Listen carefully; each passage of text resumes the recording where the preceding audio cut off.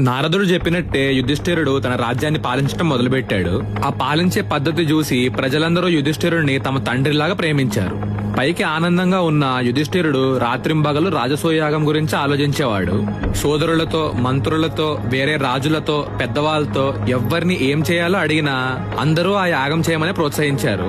ఎవరెన్ని చెప్పినా యుధిష్ఠిరుడు ఆలోచిస్తూనే ఉన్నాడు. అతని మనసులో ఎంతసేపు కృష్ణుడు ఏమనుకుంటాడో, కృష్ణుడు ఏం సజెషన్ ఇస్తాడో అనే ఆలోచన తిరుగుతుంది. వెంటనే కృష్ణుడిని ఇంద్రప్రస్థానికి రమ్మని ఆహ్వానిస్తూ దూతని పంపాడు. కృష్ణుడు వెంటనే బయలుదేరి ఇంద్రప్రస్థానికి వచ్చాడు.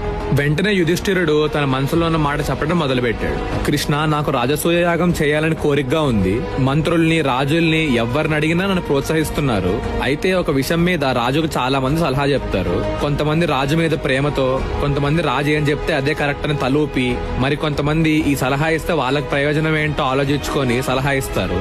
చాలా తక్కువ మంది, అందులోనూ రాజు అదృష్టవంతుడైతే రాజు క్షేమం గురించి ఆలోచించి సలహా ఇస్తారు. నువ్వు మా అందరికి ఇష్టుడివి, ప్రాణ సమానుడైన వాడివి, ఎప్పుడు మా క్షేమం కోరేవాడివి. నువ్వు చెప్పు, రాజసూయ యాగం చేసే అర్హత నాకుందా? అందుకు కావాల్సిన శక్తియుక్తులు మా సోదరుల్లో ఉన్నాయా అని అడిగాడు. అప్పుడు కృష్ణుడు ఇలా అన్నాడు. రాజా, నీకు రాజసూయ యాగం చేయడానికి ఉండవలసిన అర్హతలన్నీ ఉన్నాయి. అయితే ఆ యాగం చేయడానికి లోకంలోని రాజులందరినీ ఓడించాలి. పరశురాముడు క్షత్రియ సంహారం చేసిన తర్వాత మిగిలిన క్షత్రియ వంశాలు క్రమంగా బలపడ్డాయి. అయితే వాళ్ళందరూ ఒక ఒప్పందానికి వచ్చారు. మనందరి మధ్యలో మ్యూచువల్ డిస్ప్యూట్స్ పక్కన పెట్టి మనందరిలో బలవంతుణ్ణి సామ్రాటుడిగా అంగీకరిద్దాము. ఆ తర్వాత మిగిలిన రాజులు అతని కింద లొంగి ఉందాము అని ఒప్పందానికి వచ్చారు. ఇప్పుడు మగధ దేశీయుడైన జరాసంధుడిని అందరూ సామ్రాటుడిగా అంగీకరించారు.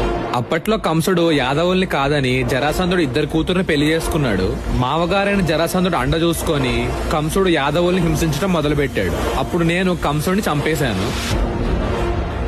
జరాసంధుడు నా మీద కక్షతో ఉన్నాడు. మేము కూడా అతడి నుంచి ప్రమాదం ఊహించి మధురని వదిలి రైవత పర్వం వద్దున్న కుశస్థలం అనే నగరానికి ఆబాల గోపాలం వెళ్లిపోయాము. ఆ దుర్మార్గుడు భూమి మీద ఉన్న రాజుల్లో 186 వంశాల్లో ఉన్న వారిని ఓడించి నిర్బంధించి ఉంచాడు. వారందరినీ రుద్రుడికి బలివ్వడానికి సిద్ధమయ్యాడు. ఆ జరాసంధుడిని ఓడిస్తే గాని రాజసూయాగం చెయ్యలేము అని అన్నాడు. అప్పుడు యుధిష్ఠిరుడు, అంత బలం జరాసంధుడికి ఎలా వచ్చింది అని అడిగాడు. అప్పుడు కృష్ణుడు ఇలా అన్నాడు.